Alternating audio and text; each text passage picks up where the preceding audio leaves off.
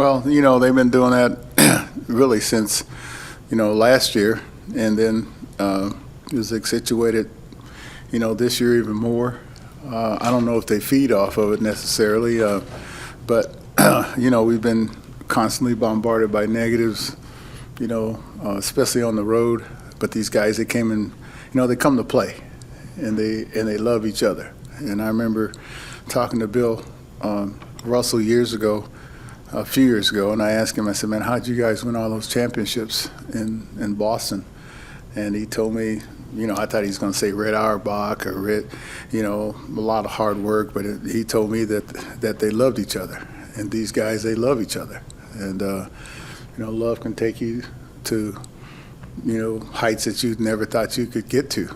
And, they feed off each other, and they pull for each other on a daily basis. And, one guy falls down, the next guy, picks him up. And, boy, this was a heck of a series.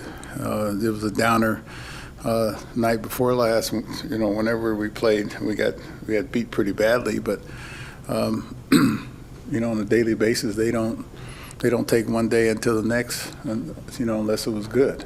And I love this team, and the city loves them. And that's what counts. Dusty to your right, third row, Jesse. Yes, Jesse. Hey, Dusty. You said you're not sure if they're fueled by the negativity, but wouldn't it kind of make sense to have that chip on their shoulder, however? I didn't say that. I didn't say that they don't have a chip on the shoulder. Okay. I mean, I got a chip, from the times that I was let go. A chip is one thing, but you can't hold any animosity and hatred, because all that does is eat you up, and that's negative energy, which doesn't last. So positive energy lasts. Negative energy dissipates, and so I never hear them really jeering back or saying much. I mean, these guys, they take that negativity and put it in a positive direction.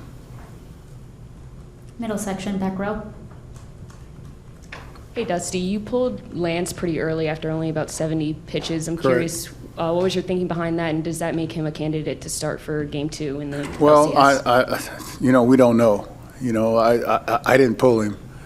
We had to pull him because, he felt some discomfort in his forearm.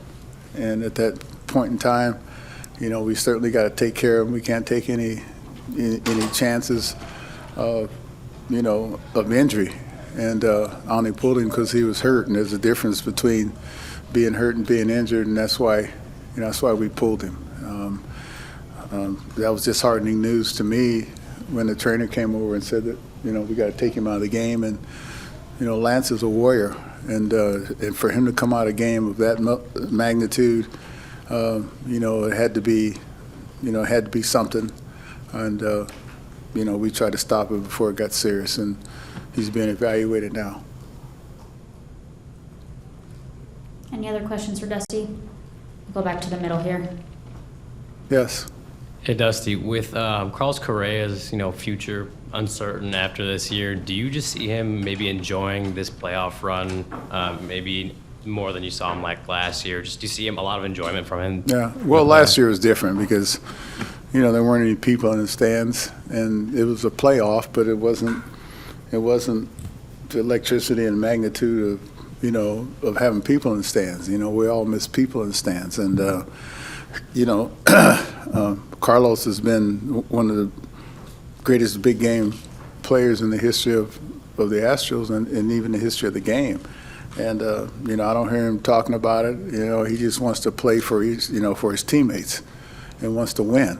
And when you win, that puts pressure on the organization to maybe do something in the future. And this is his home. I've heard him say that many times. Like he grew up in this organization and grew up in the city of Houston.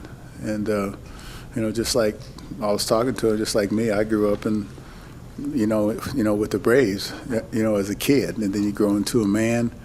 You realize that business is business, but that's still you still got to play with enthusiasm of a kid, and you play for your teammates, and hopefully that transcends to, to something good for us in the future. Staying in the middle. Hey, Dusty, I just wanted to follow up on Jake Myers. He hit the wall Yes. pretty hard there. What's an update on his injury status? We don't know either on Jake. He's being evaluated by our trainers and the doctors. And so, I hope he's okay. He just said that, if he had to exert more than 50% effort in throwing the ball, because you saw him, he took a few throws, and then as soon as he tried to put a little mustard on it, he didn't have it. And so hopefully it's something that will subside, by, when do we start the playoffs? Friday? Something will subside by then, and if it doesn't, then, we have to, make some adjustments. Far left, Mark. In the previous decade, your franchise was driven by data and did pretty well with the vaunted pitch lab and all that. But this series, you got the 2-out hit consistently. Maldonado lays down a sacrifice bunt, yet you steal successfully. I mean, how satisfying is it to have a team so well-rounded and able to do the fundamental things that were so prevalent? Well, that's a very good question. I mean, there's a time, for the bunt, which you saw the game last night in Boston, and there's a time, to go for the big inning, and there's a time, not to give away outs, and there's a time to give away outs, to advance a runner. So, what we're trying to do is combine the two and maximize both the sabermetrics and just baseball, period, and so it's a tough thing to do, but I think it's advisable, to keep some of the stuff from before and also add some of the stuff, that's being added now, even though the stuff that's added now was always there. It just had a different name to it. And so, I think it's advisable that you combine the two. You see some of the older managers doing pretty well in this game, combined with some of the younger things that are done now.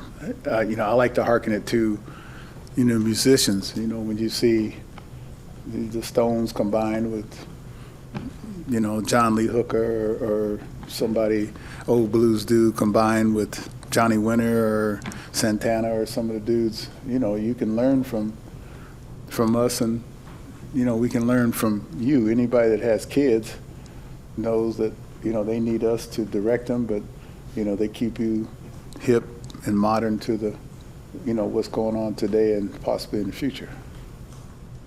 Staying on your left, Will Soley, then Steve at the top. Down front first. Hey, Dusty over here. Yeah, Tony was kind of adamant that he thought that you guys intentionally hit Abreu and that he thought you should admit it, and I should admit question the it? team's character. And I just, No, there's no way. If anybody knew Graveman, the situation, the score of the game,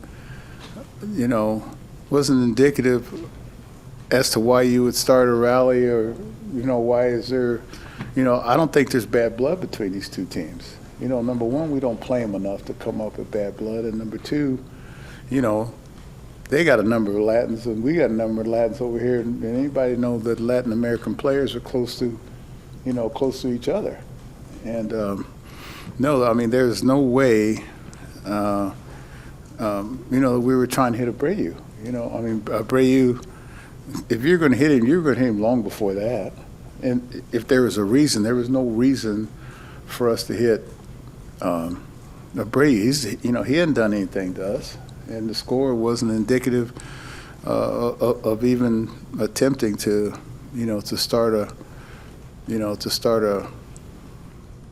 rally. And Abreu's been hit like 20-something times, and in modern baseball, guys don't try to get out of the way of balls. You don't see anybody, like in my day, you hit the dirt or you turned away from the ball, but to today guys are just standing there and taking it, you know. So, you know, I beg to differ with, you know, with Tony that no, I mean, there was no intent and there was no reason to do that. Zero. Final question for Dusty. We'll go second row on your left. Dusty, I was just curious, you know, coming into the game, you know, you talked about how you could potentially see two different versions of Carlos Rodon. What was your impression of today, and do you think the series could have looked differently if the Sox had him at their disposal earlier this series? Yeah, probably. I mean, oh yeah, I'm sure it would have probably been different because this guy, you know, the first thing that I looked up was, you know, his velocity on the board. And I looked up there and I saw 96, and we had heard that he was 92, 93, which makes you commit a lot earlier to his off-speed stuff. You know, you don't have the time to wait, but then I looked up there and there were some 99s up there too, and which was what he displayed the last time we played him. And but, you know, the one thing that I was wondering about was, you know, how, you know, his sustainability. How long could he sustain that velocity and that pace? I mean, that guy is one of the best pitchers, you know, that I've seen in years, especially left-handed pitchers. You don't find left-handed pitchers that throw, you know, with the velocity that he has. And you know, that's what velocity does. It makes you commit early, makes you swing at bad balls out of the zone because you got to start your swing early. And so. And then when his pitch count got up to like 50-something after the third, and then, you know, I said, boy, this could be a long day, but, I mean, you don't know his physical, you know, limitations. We didn't know that coming into the game. All right, thank you for your time, Dusty. Thank you. It was okay if I just sit here for a minute. I'm wet and cold. Feels pretty warm here.